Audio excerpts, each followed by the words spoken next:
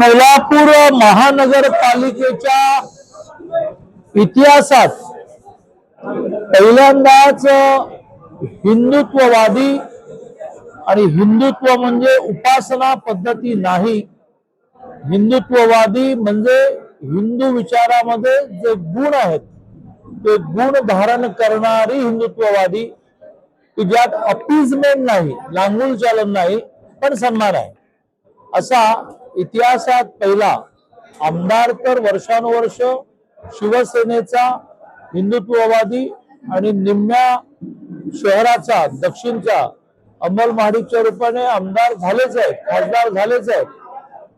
पण महानगरपालिकेत महापौर होणं बाकी होतं. आणि आज आम्हा सगळ्या हिंदुत्ववादी संघटनांना प्रचंड आनंद होतो आहे की भारतीय जनता पार्टीचा महायुतीचा ब्रँडेड महापौर झाला.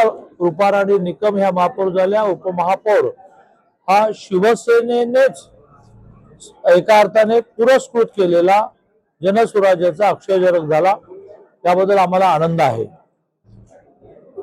एका अनंत खासबागदार नावाच्या आर्टिस्टने आजचं डिझाईन करताना कर्नल शंकरराव निकम ते रूपाराणी निकम असं एक खूप सुंदर वाक्य कॉइन केलं.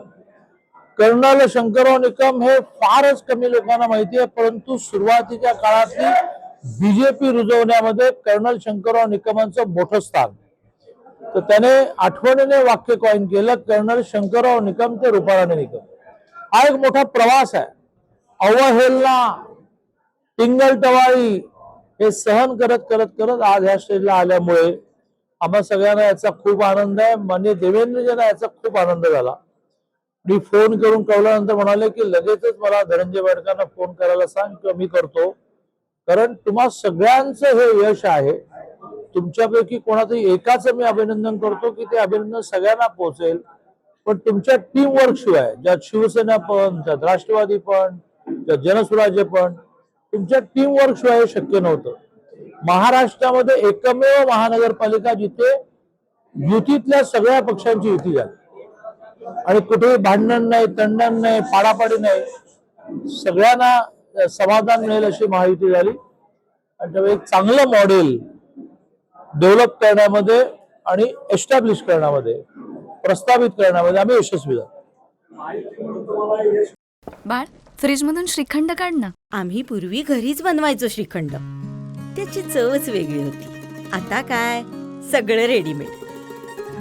आजी, हे श्रीखंड खाऊन बघ.